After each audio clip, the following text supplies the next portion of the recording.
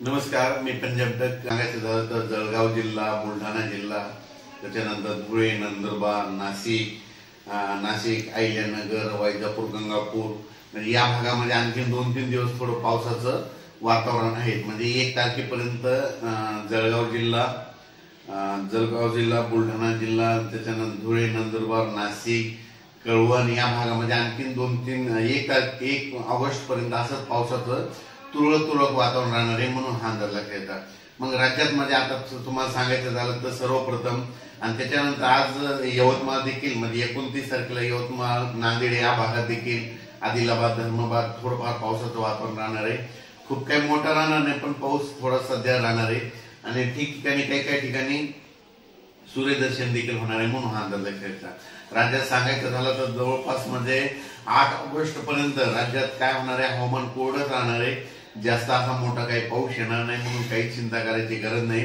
सांगायचं झालं तर 8 तारखेच्या नंतर 9 तारखेला मात्र काय झालं की सोलापूर जिल्हा, धाराशिव जिल्हा, त्याच्यानंतर सांगली जिल्ह्याचा काही भाग, त्याच्यानंतर इकडं लातूर जिल्हा, बीड जिल्हा, त्याच्यानंतर नांदेड जिल्ह्यात आणखीन काही भागामध्ये मग 9 तारखेच्या दरम्यान एकदा चांगला आणखीन परत एकदा 9-10 ऑगस्टच्या दरम्यान तिकडल्या भागामध्ये दक्षिण महाराष्ट्राकडे एक पाऊस येणार आहे. म्हणून हा अंदाज लक्षात येतो. पण राज्यात सांगायचं झालं तरी सध्या तरी 8 ऑगस्ट पर्यंत हवामान कोरडंच राहणार आहे. म्हणजे एवढा काही मोठा पाऊस नाही, म्हणून काही चिंता करायची गरज नाही.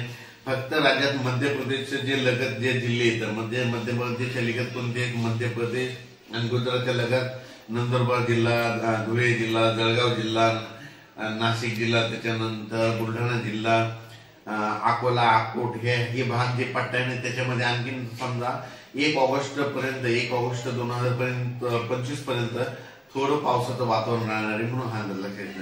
राज्यात सांगायचं झालं तर पूर्व विदर्भ, पश्चिम विदर्भ, दक्षिण महाराष्ट्र, उत्तर महाराष्ट्र, कोकणपट्टी, खानदेश म्हणजे असा खूप काही असा मोठा पाऊस राहणार नाही. फक्त सध्या मात्र तुरळक पाऊस राहणार आहे, म्हणून हे लक्षात येतं. त्याच्यानंतर कोल्हापूर पासून ते सांगलीपर्यंत, कोल्हापूर, सांगली, त्याच्यानंतर निपाणी, कर्नाटकमध्ये निपाणी, बेळगाव या भागामध्ये तुम्हाला सांगायचं झालं तर म्हणजे सरीव येतील. म्हणजे असा की पट्टा डायरेक्ट नाशिक पर्यंत, कोकणपट्टीमध्ये ते रायगड, रत्नागिरी एक म्हणजे इगतपुरी पर्यंत त्या पट्ट्यामध्ये काय होईल, सरी अशा 10 मिनिटाच्या, 5 मिनिटाच्या अशा सरी येत राहते. म्हणून ते लक्षात येतं.